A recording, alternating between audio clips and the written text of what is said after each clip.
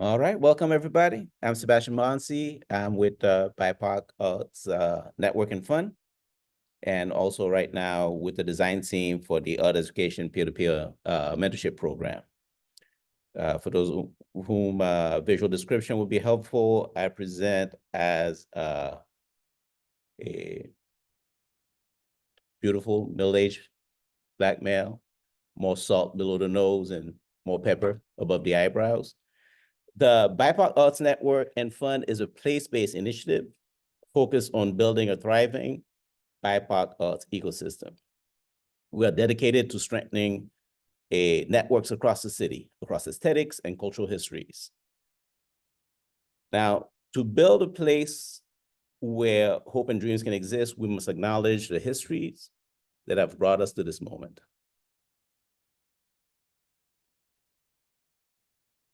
We build on the hopes and dreams of those who come before us. Some were brought here against their will. Some were drawn to leave their distant homes and hope of a better life. And some have lived on this land for more generations than can be counted. Truth and acknowledgement are critical to building mutual respect and connection across all barriers of heritage and difference. So we began this effort to acknowledge what has been buried by honoring the truth. We are living on the ancestral land of the Karankawa, Akokisa, Tonkawa, the Mexica, and Atacapa Ishak people. We pay respects to their elders, past and present. We build forward together, recognizing the responsibility of each other's hopes and for the futures we build for our children.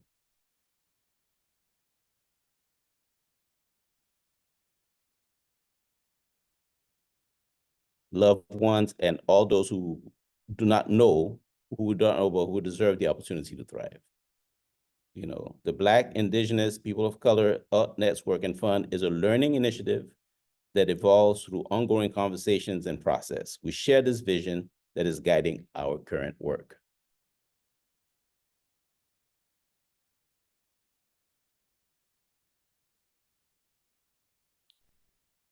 All right.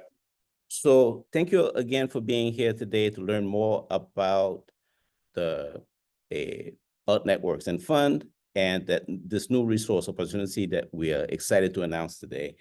So the breakdown for the time today, we're going to provide an introduction to BANF, speak about some of the work and learning done to date over the last couple of years, and share how that learning and conversations around our work has led to the peer-to-peer mentorship program that we'll be discussing today. We'll go over the basic parameters of this opportunity, the goals for the experience, and the application for the review process. We'll have time for questions at the end of our presentations. We'll also have the chat open. So this is an overview and introduction. We hope you download the guidelines, begin your submittable applications, and ponder the guiding questions we have provided. On December 14th, we'll have a second information session, and that kind of gets more directly into sort of the nitty-gritty of the application itself, the submittable platform. The final one of these will be in January 7th, and that's for the sort of more specific, it's more of a workshop, really. The application workshop, if you still have very specific questions, if you need technical support, etc. You know, this is built, sorry, getting a little ahead of myself. So the Q&A is able. You can share your questions. And today we'll focus on overview, vision, and purpose questions. We'll have we'll save most of the application-specific questions for the FAQ page. And again, the next information session, the one on the 14th. All right.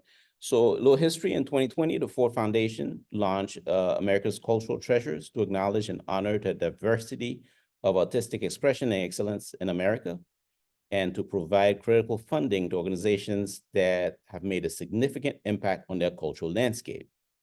despite historically limited resources. The initiative was born in a crisis to act on ongoing equity conversations in the arts and philanthropy field, particularly to address historic under-resourced and under-recognition of artists and arts organizations of color, which we're all familiar with, you know. As part of the program, partners in 9 regions joined with the Ford Foundation. The Houston initiative was led by Program Officer Balong Chu at the Houston Endowment. He activated a group of arts and cultural founders who had previously gotten together around the Hurricane Harvey relief effort. So right now, I'd like to take 1 second to recognize the foundations that have sort of been foundational and the support of the BANF work. And these are the Houston Endowment, the Ford Foundation, the Powell Foundation, the Kendall Foundation, and the Brown Foundation.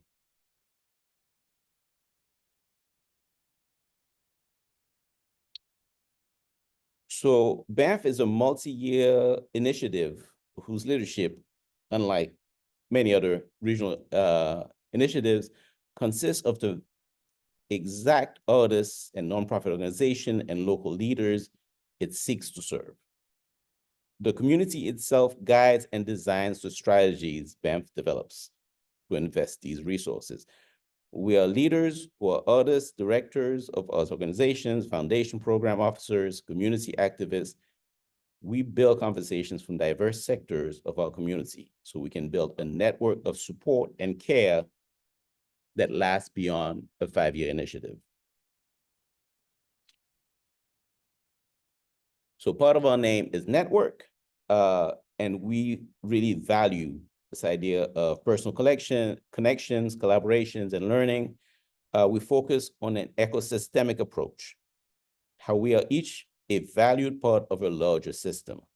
We believe that by working together, we are strengthening each other and the overall region.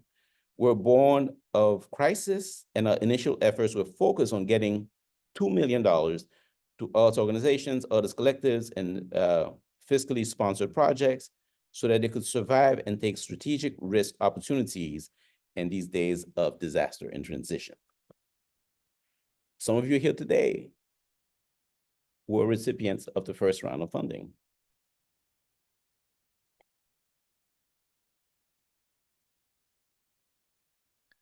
So the BANF Artist Award focuses on artists and culture bearers who have shown a commitment to empowering our BIPOC communities in Greater Houston through their artistic practices. This $1 million commitment over 3 years utilizes a one-time $20,000 award and builds a community of practice that aims to empower artists to collaborate on building a thriving future for Greater Houston BIPOC artists and communities. You can sign up for a newsletter for announcement about the second cohort of Artist Award recipients. Then the Houston Cultural Treasures initiative recognizes 11 arts and cultural organizations in the Greater Houston area. Many were recognized only by the communities that they serve. Many in Houston and beyond did not know about these treasures and how they've anchored our BIPOC communities and shaped Houston's dynamic and diverse culture that we benefit from today. So the Cultural Treasures Accelerator Initiative is a multi-component experience aimed at strengthening the future of an essential part of Greater Houston's thriving arts ecosystem. So we're talking about mid-size and small-size arts and cultural organizations that are BIPOC serving. The Houston Cultural Treasures focuses on anchor and legacy institutions, and we recognize that there are many other cultural treasures throughout our community and the 9-county region who have been in existence for less than 15 years. But this initiative, through its 4 component parts, aims to build opportunities to articulate and manifest a thriving existence for the organizations and their communities. So BANF is a learning initiative.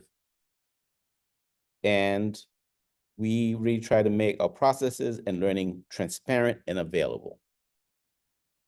We've shared our learning so far on the website. You can find it at learnings.houstonbanff.org. And we've built a community storyteller core who are central to our evaluation methodologies. Our learnings and how we share them has become an essential component for the culture shifts necessary to enact long-term change. And again, this peer-to-peer program comes from that learning. I want to pass it on now to Epi Chat, and she'll let us know an overview of the Arts Education Mentorship Program. Thank you, Epi. Thank you, Sebastian.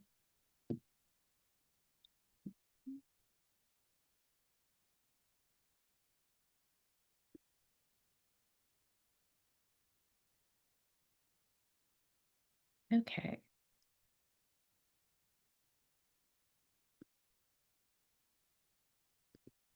Can everyone hear me okay? Okay. Hello, everyone. My name is Epi Jog. I use she, her pronouns. I am a multidisciplinary practicing artist and arts consultant, and I am currently serving as the project manager for the Arts Education Peer-to-Peer Mentorship Program. Today, I will be walking us through an overview of the program as well as the application and review process. We will have plenty of time for Q&A at the end, and in the meantime, I encourage you to drop your questions into the Q&A feature as we go through the presentation. So let's talk a little bit about arts education and BANF. BANF aims to strengthen the support structures of arts organizations, artists, and BIPOC communities. And an important part of that work is arts education for our BIPOC students. We also recognize that many of our BIPOC arts organizations are built with a dedication to education, understanding creative expression, and the arts are an essential part of what will nourish BIPOC children in their journey towards leadership and broader community thriving. As part of that commitment to supporting arts education in Houston as a critical component of the larger arts ecosystem, in 2023, BANF initiated the Arts Education Landscape Exploration Project, which gathered information about the current arts ed landscape in Houston through the inquiry of a cohort of arts leaders combined with a multifaceted approach at pulling community feedback. Through that process, we identified a list of issues that BIPOC-led arts organizations are facing when developing and implementing direct arts education programming for K through 12 students. These include access to campus and community partners, access to training opportunities to support building impactful arts education programming, the ability to convene the community around resource sharing, mentorship and support systems, and support for project development and implementation. We go to the next slide. So today, we're pleased to announce the Arts Education Peer-to-Peer Mentorship Program, which continues that work by building upon the learnings from the Exploration Project. The multifaceted program will build capacity in BIPOC-led arts organizations who are interested in developing and deepening their arts education offerings by leveraging the knowledge and assets of the community combined with direct resourcing and technical supports. For the purposes of the rest of our conversation today, I will be referring to K through 12 student engagement when I refer to arts education. We move to the next slide, please. As with all of BANF's initiatives, we will continue to engage the community to design and build this program to ensure that the work is responsive to our community and the needs within. The peer-to-peer mentorship program is guided and formed by a design team composed of 5 community leaders with diverse perspectives on the field of arts education. The team meets regularly to make recommendations on programming, timelines, applications, as well as cohort engagement. The peer-to-peer mentorship program will also be moved forward by a facilitation team who will be instrumental in the process of supporting collaboration, growth, and learning of the cohort of arts organizations. Each facilitator will independently work with 2 mentor pairs to collectively determine metrics of success for the mentorship experience and will gather learnings throughout the process. Next slide, please. So the multifaceted approach to capacity building with this program includes a $10,000 stipend for participation, a peer-to-peer network experience, a facilitated mentorship pairing, technical supports through a workshop series, and the opportunity for additional direct program funding. And then throughout all of the program components, we will continue a process of evaluation and learning. Next slide, please. Each organization selected for the cohort will receive a $10,000 stipend to support their participation in the cohort experience and offset the time that key team members will spend contributing to and learning from said cohort experience. These stipends may be used by the organizations any way they would see fit. The Arts Education Peer-to-Peer Mentorship Cohort will be comprised of a maximum of 24 organizations who are invested in learning, sharing, and growing together. The full cohort will meet quarterly in a combination of both in-person and virtual settings. Full participation in the cohort is crucial to the experience and will be co-designed and responsive to the needs of the cohort. Next slide, please. We acknowledge that each organization in the cohort will have unique needs as well as strengths to share. Organizations will be placed into curated pairs. Each pair will have a dedicated facilitator who will meet with them bi-monthly to determine goals and support knowledge sharing and collaboration. Additionally, a series of technical support workshops will be provided in a variety of topic areas by leaders in the field and subject matter experts. A select number of topic areas have already been determined in response to needs identified during the landscape exploration, but a majority of those topic areas will be informed directly by the cohort. While the cohort organizations will be required to participate in a minimum of 4 workshops, these workshops will also be accessible to any arts organization in Houston on a first-come, first-served basis. Next slide, please. During the 18-month cohort experience, organizations will have an additional opportunity to develop a proposal and apply for direct programmatic support in the amount of $10,000 to implement a program which serves K-12 students in the Houston area during the 2025-2026 school year. Applying for this funding is optional. Organizations will also be expected to contribute feedback about their experience through regular interactions with their facilitator, as well as through other evaluation processes. We engage awardees and the network in sharing experiences, opportunities, and challenges so that we can connect success and progress narratives of each organization to the broader cultural shifts and systemic change work. Next slide, please. All of the eligibility criteria must be met to be considered for this peer-to-peer mentorship program. Recognizing the stated need to address historic under-resourcing of BIPOC organizations, applicants must be founded, led by, and serving Black, Indigenous, Latinx, Asian Pacific Islander, and other communities of color. While organizations need not have current extensive offerings of arts education programming, this pursuit should be aligned with the organization's mission and vision for their future growth.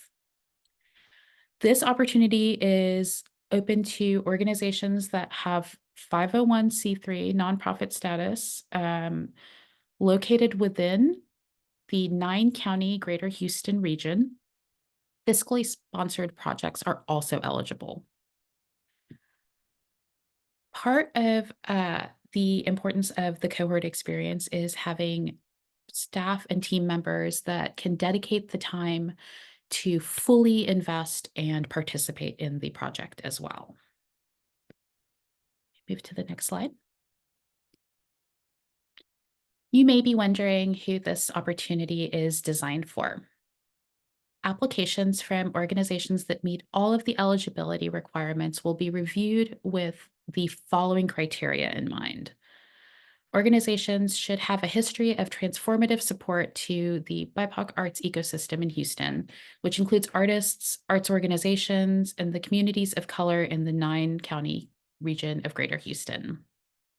Organizations should also have a demonstrable interest in building organizational capacity for developing arts education programming, for teaching and learning from peers, for collaboration with organizations and institutions across the education landscape in Houston. Next slide, please. Additionally, applicant organizations should be able to demonstrate alignment with the following programmatic values.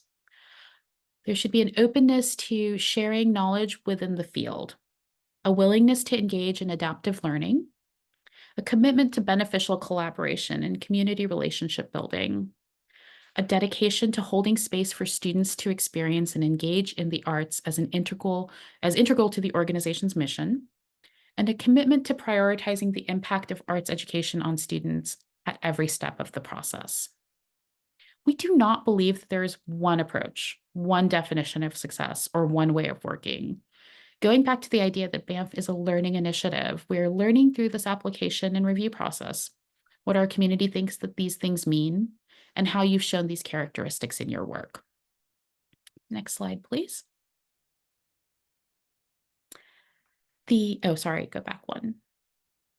The Arts Education Peer-to-Peer Mentorship Program application will be available through Submittable starting today, December 2nd, through January 13th of 2025. BANF continues to investigate the process for applying. We want to make the process easier for applicants and more transparent. What we are asking in these questions on the application are answers that we believe all organizations interested in arts education should be able to answer, if not think about. We encourage you to share your organization's work, as well as your dreams, your hopes, and your plans. Share your story, be clear in your vision, and how you are building a pathway towards supporting students in Houston having equitable access to the arts as part of their education. Next slide, please. In the narrative parts of the application, you'll be asked how to share or how arts education fits into your organization's mission, vision, and values.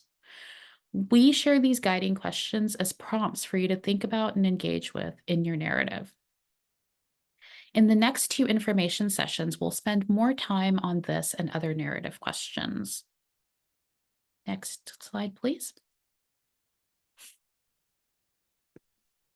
A dedication to learning, sharing, and growing together are truly integral to this cohort experience. We encourage you to think about what expertise you bring into the room and you bring into your communities. Think about what you do, how you do it, and what you do and how you do it well, and what expertise you can share with others. True collaboration often requires trust and vulnerability. We also ask you to be frank about the areas where you might grow as an organization. Consider how this experience might allow for supported growth and development of needed skills. We ask that you continue to consider these narrative questions through the lens of specifically developing your organization's engagement with arts education that is truly impactful to the student experience. Next slide, please. In addition to other general organizational information, we're asking you to fill out this workplace demographic spreadsheet on Submittable. If you've applied to BANF opportunities before, this will look familiar. This information is collected as part of an effort to understand how our organizations are staffed and what our leadership looks like. We'll talk more about this in the next information session as well. I'll also mention that this is listed in the guidelines document that is also linked on the screen, and recommend that you take a look at that document. Go to the next slide. So the review process. The applications will be undergoing a multi-step community review process. The process will be separated into 4 parts. Part 1 will be an eligibility review, and this will be managed by BANF's administrative staff. Step 2 will be moving into an online community review of the application and specifically the narrative portions. We'll be seeing how you, your organization, and your vision matches the characteristics that we spoke about before. The panel reviews will be connected by the design team for this particular opportunity. Once the reviews are complete, we'll move into step 3, which will include the design team working collaboratively with BANF to determine mentorship pairs. Finally, we'll move to step 4, where BANF leadership will be consulted about approvals of the selections, and then the organizations will be informed both of their selection as well as their mentor pairings. Move on to the next slide, please. So preparing for your application. We encourage you to spend a bit of time reviewing those application guidelines. In addition to the questions on the screen, we also encourage you to have open dialogues with those within your organization who will be asked to be a part of the cohort experience if your application is selected. Full participation is pivotal to not only your organization's experience, but also that of the rest of the cohort. Next slide, please. The applications, again, are opening as of today. The deadline for applications will be close of day on Monday, January 13th, 2025. Then the applications will move into the review process January 15th through February 15th. Upon the close of the review process, BANF leadership will move into the final pairings and approvals in mid-February, and we anticipate notifications to go out in late February of 2025. Next slide, please. In addition to this first information session, we will be hosting 2 additional sessions. Session 2 will take place on Saturday, December 14th from 9:30 to 11 a.m. This information session will be focused more specifically on the application, both the logistics of the application as well as the narrative portions. We'll also have an additional information session after the holidays on Tuesday, January 7th from 9:30 a.m. to 11 a.m. This final session will be more of a workshop, more time to ask deep questions and very specific questions. In addition to these application sessions, there are a variety of other support mechanisms for this opportunity. On the support.houstonbanf.org page, you will find a list of frequently asked questions. You can also submit your own questions through this portal, and all questions will be answered and listed on this portal so you can see the questions that other folks may have answered or asked during their application process as well. We also are open to and able to accommodate certain accessibility requests. This is time sensitive, so we ask that you consider what accommodations you may need, and please contact BANF no later than noon on January 6th so that we have plenty of time to be able to respond to your request. And finally, we recommend, if you have not done so already, to sign up for the BANF newsletter. And of course, continue to take a look at those guidelines That guideline document is a resource for the entirety of the application process. So now we will move into our Q&A portion of today's session. We'll encourage you to use the Q&A function that is at the bottom of your screen. And I'll be passing it over to Dr. Michelle Tovar, a member of the BANF Accountability and Advisory Council, as well as an integral part of the peer-to-peer mentorship design team, to join us for the Q&A. Hi, everyone. Good afternoon. We have one question in our Q&A box. Will you all separate recipients by category? Fiscally sponsored artists in one category and orgs in another, perhaps?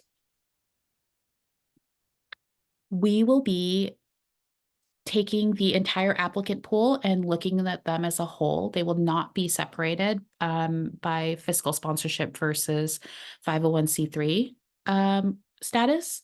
What we are looking at primarily when we are thinking about the cohort pairings, if I'm reading this question correctly, we are looking at the needs of each organization and what that organization has to offer in the peer-to-peer relationship, and your status as an organization, your organization's length of history, your size of staff. None of those will necessarily be factored into that conversation. Okay, so I do not see any other additional questions. Please feel free to add any comments or questions to the chat box. This is a great opportunity for everybody to get to kind of collectively understand what's going on. And if you have anything that's still lingering, this is a great opportunity. I see a question about the information sessions. Each of the information sessions, the question is, are all the information sessions holding the same information? This information session is more of an overview, and the following information sessions will be more specifically oriented towards details of the application. Okay, and we have a comment in response to the first question, Epi. They mentioned that the question was more to make sure that we do not end up competing with one or of our staff members who is also an artist who does not who does arts in ed programming apart from their work with them. I see. I likely think what would happen there is you would probably not be paired with someone that you are working so deeply and collaboratively already, but you would be in the same pool of applicants if you had an employee or a staff member who was also applying separately. Okay, we have another question. Is the peer-to-peer mentorship a fit for organizations in the beginning stages of their arts programming for K through 12? And could the length of history/impact in the BIPOC communities come from artists in the organization? Let's take the first question first. The length of time that you've spent implementing arts education programming will not necessarily change your eligibility at all. We are looking at for folks to build out the cohort that are in all stages of that development. And there's narrative questions in the application around how you see the future of arts education in your organization and how that aligns with your current mission, vision, and values. We hope to bring organizations in that are interested in building beyond where they are, not just organizations that are deepening existing programs. The second question, could the length of history impact in BIPOC communities come from artists in the organization? We do ask in the eligibility portion that the organization be BIPOC led. That would mean leadership both at the leadership level, program directors, coordinators. So that is a trickier question. And I think if you have specific questions around that eligibility piece, we would recommend that you reach out to BANF and we can talk to you about the specifics of your organization.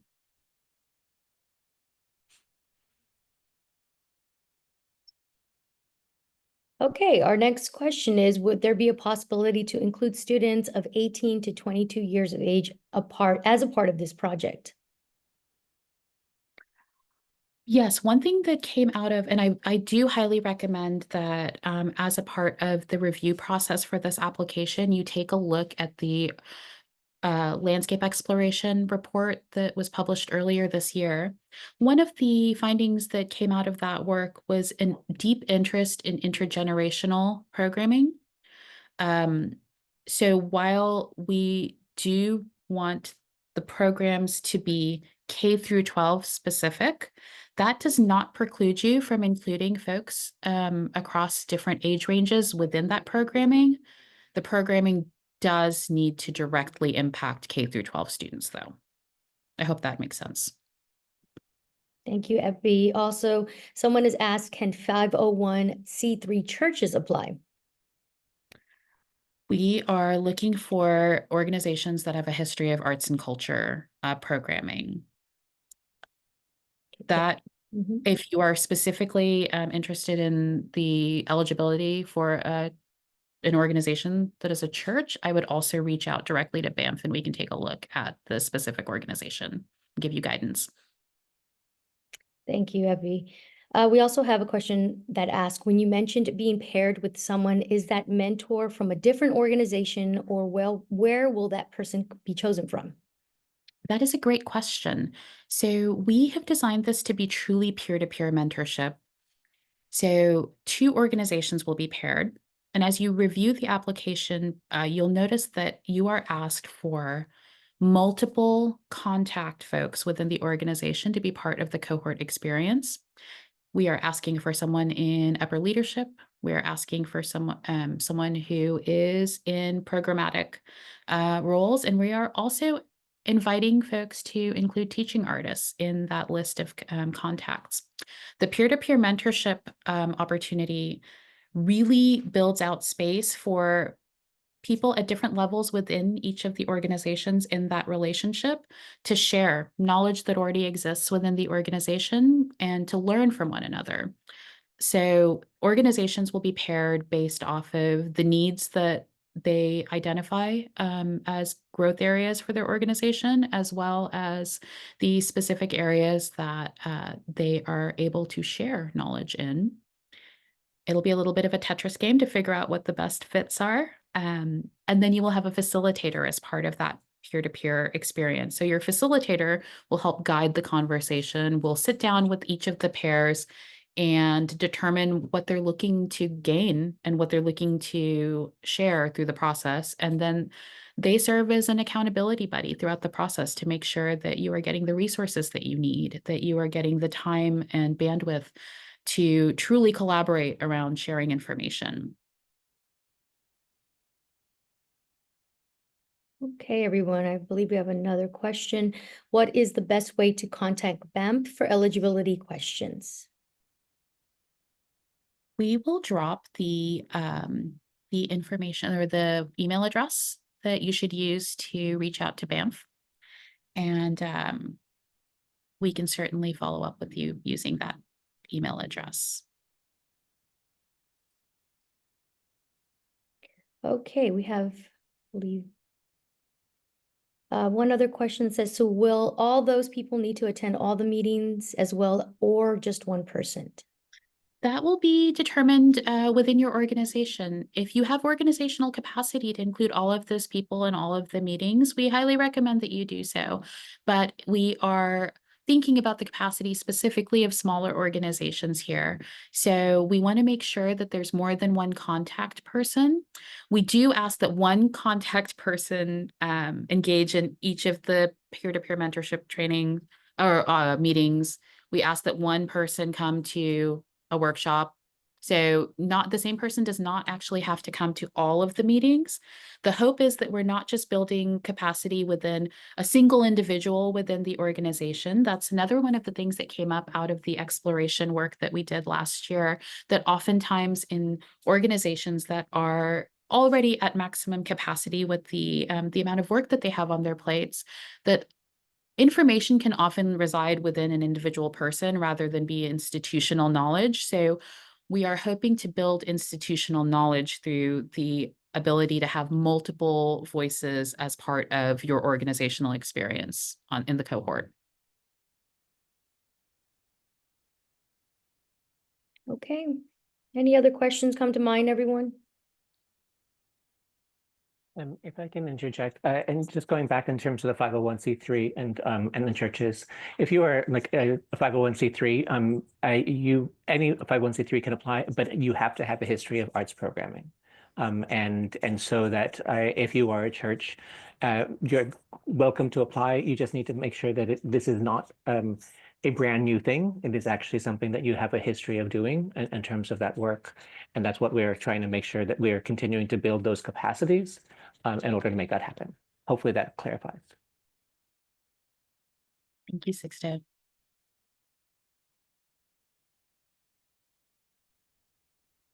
Okay, everyone. Any other questions come to mind before we move on?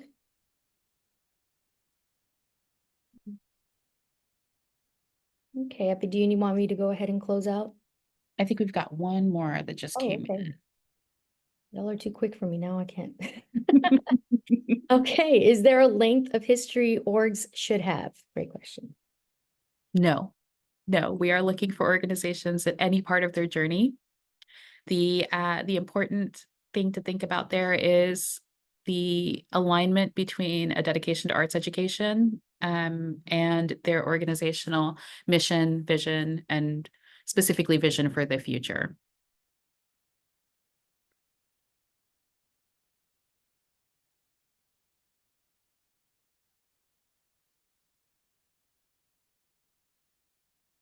We still have a few minutes. We can answer any other questions that come to mind, everyone.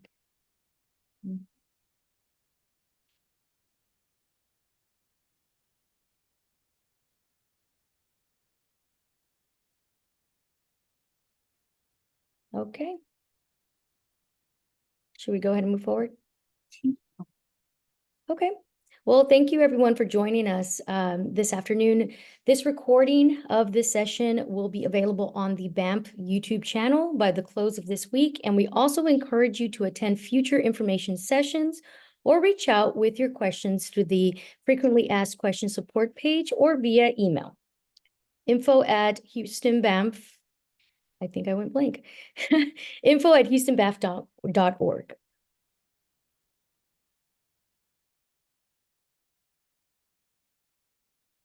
Thank you all so much for joining us this afternoon. We look forward to continuing this conversation in future information sessions and also welcome you to reach out to us. Any questions?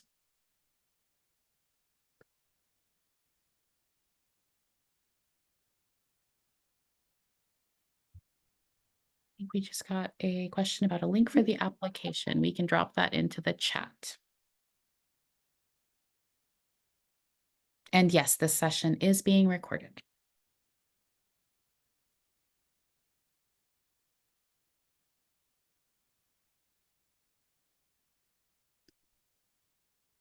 Thank you everyone for joining us this afternoon.